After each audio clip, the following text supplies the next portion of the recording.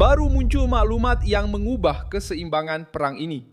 Iran segera meminta bantuan Rusia untuk mengekalkan keupayaan ketenteraannya dan cuba tidak hilang kuasa tekanan di Selat Hormuz. Financial Times melaporkan Moskow hampir selesai menghantar senjata maut, drone, makanan dan ubat-ubatan secara berperingkat ke Teheran. Dalam mesyuarat G7, pemimpin Eropah menuduh Rusia membantu Iran dengan perisikan, naik taraf drone dan sokongan ketenteraan. Sergei Lavrov menafikan pemindahan maklumat perisikan, namun akui Moskow membekal peralatan ketenteraan kepada Iran. Permintaan bantuan ini tidak berlaku secara kebetulan. Ia muncul ketika Teheran menerima tamparan langsung pada struktur angkatan lautnya. Amerika Syarikat mengesahkan pada 26 Mac kematian Ali Reza Tangsiri, Komander Tentera Laut Pengawal Revolusi yang terbunuh dalam satu serangan. Ia nama penting kerana peperangan laut menjadi salah satu titik paling sensitif dalam konflik ini. Yang dipertaruhkan bukan sekadar pertikaian antara Iran, Amerika Syarikat dan Israel. Hormuz ialah laluan penting. Sekitar 1/5 minyak dan gas asli cecair dunia melalui kawasan itu. Jika selat tersekat, bukan saja Timur Tengah terjejas, malah kapal, insurans, penghantaran dan bahan api turut terkesan. Inflação em várias partes do perang itu menurut Reuters hampir melumpuhkan penghantaran di laluan itu. Barclays menjangka risiko kehilangan 13 hingga 14 juta tong sehari jika sekatan berlarutan. Sebab itu, langkah-langkah terbaru sangat diberi perhatian. Menurut Komando Pusat Amerika Syarikat, lebih daripada 10,000 sasaran telah pun diserang di dalam Iran dan 92% daripada kapal terbesar Iran telah dimusnahkan. Pada masa yang sama, Pentagon telah mengesahkannya. Penggunaan bot drone tanpa pemandu buat pertama kali dalam peperangan untuk rondaan maritim dalam konflik ini. Bagaimana perkara ini dilakukan melalui gabungan serangan udara, tekanan tentera laut, risikan dan teknologi autonomi. Washington berusaha melemahkan keupayaan Iran untuk bertindak di laut tanpa hanya guna kapal berawap. Donald Trump berkata beliau menerima hadiah besar daripada Iran dalam konteks ini.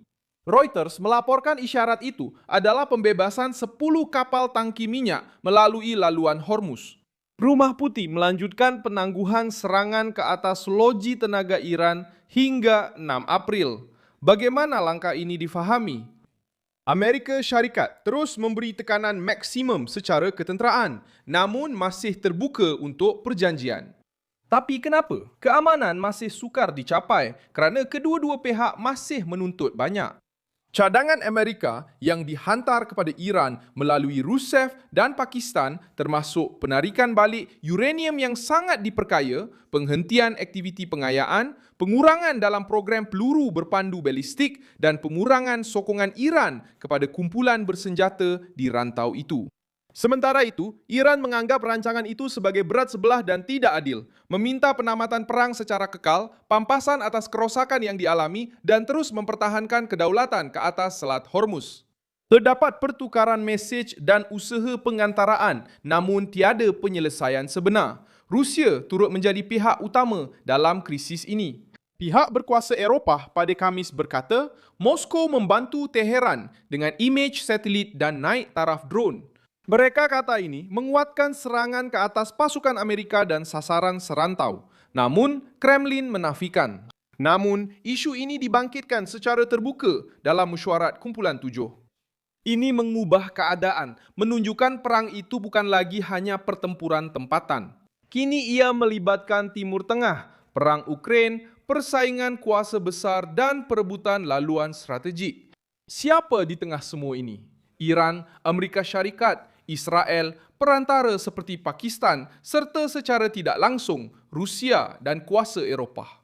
Akhirnya, mesej daripada perubahan ini jelas. Iran sedang mencari bantuan segera daripada Rusia kerana ia perlu mendapatkan nafas baru ketika struktur ketenteraannya sedang menghadapi tekanan hebat dan keupayaannya untuk mengawal. Hormuz telah menjadi kad utama untuk kelangsungan politik.